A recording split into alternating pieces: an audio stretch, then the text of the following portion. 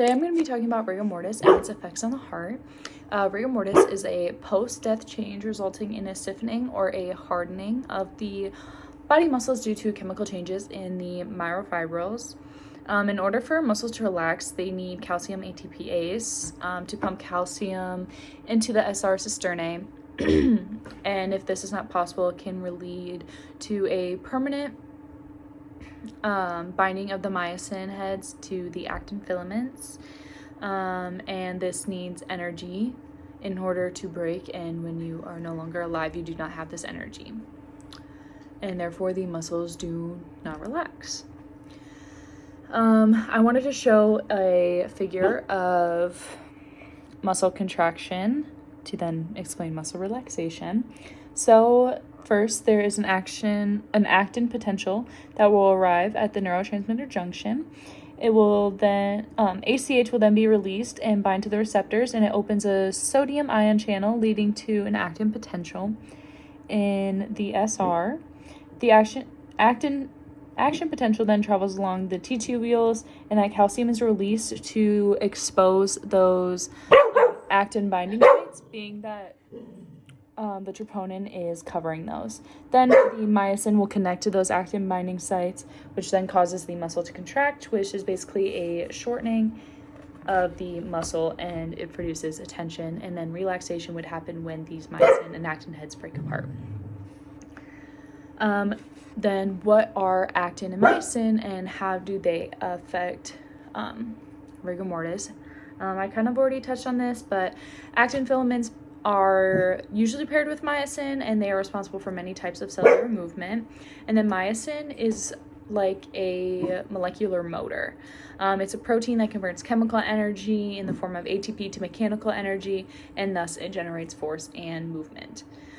They work together to cause muscular movement by the myosin binding to the actin and then releasing, and they're reaching forward to another actin binding site to basically pull itself forward. Here is a diagram of that. I actually have two. So here, the red part is the actin, and then these little heads are the myosin heads, and they're binding right now. So this would be like a muscle contraction, and then they'll release for relaxation. And then here's another figure to kind of show that. So that calcium comes in over here to help move that troponin, so that way the myosin can bind. It almost pulls back, and then it'll release, go forward, and basically pull itself. So back to rigor mortis, the first places this normally happens is the face and neck muscles. That is just where it's been noticed to take place first. Also, after time, the muscles do eventually de-stiffen as the myofibrils begin to deteriorate, as the body also begins to decompose. This happens after death, rigor mortis does, as there's a depletion of ATP from the muscles, and that is necessary in order to break down the actin myosin filaments in the muscle fibers. So actin and myosin are components of the muscle fiber to form a bond during contraction. That being said, rigor mortis in the heart and intestines are not often talked about. Though rigor mortis has been proven to occur in the heart, as repeated prolonged stoppages and starts of the heart caused by death stimulate pneumogastric nerves, which onset the development of rigor in the heart. Also, the heart is consequently affected by rigor mortis, being it is a muscle, though there is not much literature or studies that have been done on rigor mortis in the heart. That being said, there have been two studies that have been published on this topic. The first one studied the volume of the lumen of the cardiac ventricles in various mammals by weighing the blood clots taken from each cavity, and if we look at this figure, it just shows the hearts, the different cavities. The first one, they very much focused on the left atrium through what I read from the study, and just comparing that to different ages, different genders, different causes for death to see how it was affected. And then also I wanted to show this figure about just what rigor mortis basically is. So here that ATP is present, so it's able to have actin and myosin just detach and reattach from each other. But here, ATP is no longer present, so that myosin basically just stays attached to those actin filaments. And then to go back to the studies, the second study tested basically the influence of the stimulation of the vagus nerves on the cardiac rigor mortis in mammals.